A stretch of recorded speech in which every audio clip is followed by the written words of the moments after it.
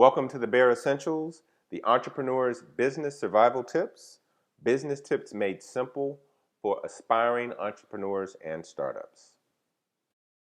Today's topic is about defining your niche and building a relevant business proposition to your customers.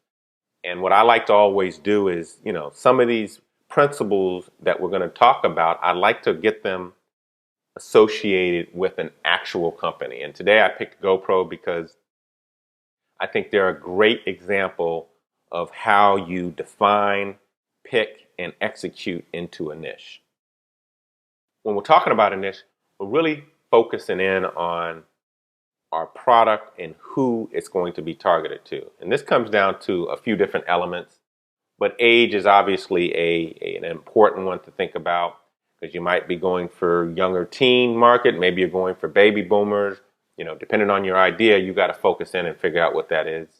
Income also another important variable here, because if you have a premium or luxury business, you want to make sure that the target market that you're focusing in on can afford the products that you're selling. Other ones include gender. And now interest in hobbies is very important, because that's almost already been filtered to a certain degree. It's already been drilled down a little bit, because we're talking about hobbies and interests. That becomes a very specific area of business. When you look at, say, Twitter, for instance, Twitter is everything to everybody. But when you get down into little factions of things, that's where it already drills down a little bit. So interest in hobbies is an important one to think about, because that could help you filter down a lot easier and quicker. Occupation and ethnicity, also very important things to look at. And your business might be a combination. You might be targeting a combination of a few of these. So you really have to look at all of these and understand which ones are pertinent to your business. And I picked GoPro because GoPro is great because, number one, they focused on the interest in hobbies, which is what I was talking about before.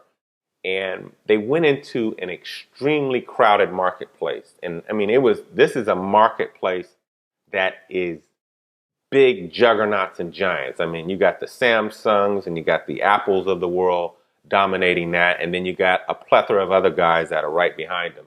And I think their example is a great example of, if you can get down to the sweet spot where there's a customer base or a target market that's not really being talked to in a direct way, you can build a business off of that.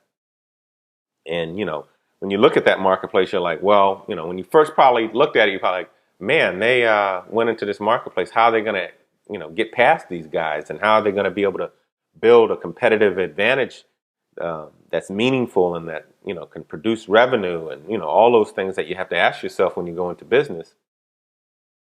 They built it on a whole different premise, because when you look at Apple and you look at Samsung, they're always showing pictures of, moments with the family and moments, with friends and, just all those type of things. And they're really feel good and, awesome commercials.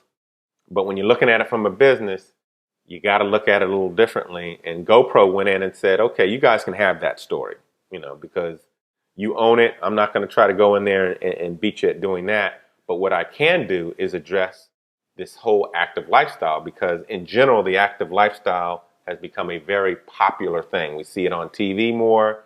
People are more active in terms of going out and doing all these kind of crazy extreme sports, and they want to capture that. And they captured it in such a way that it defines their whole company, because when you think about capturing these exciting moments and unusual moments, you think of GoPro.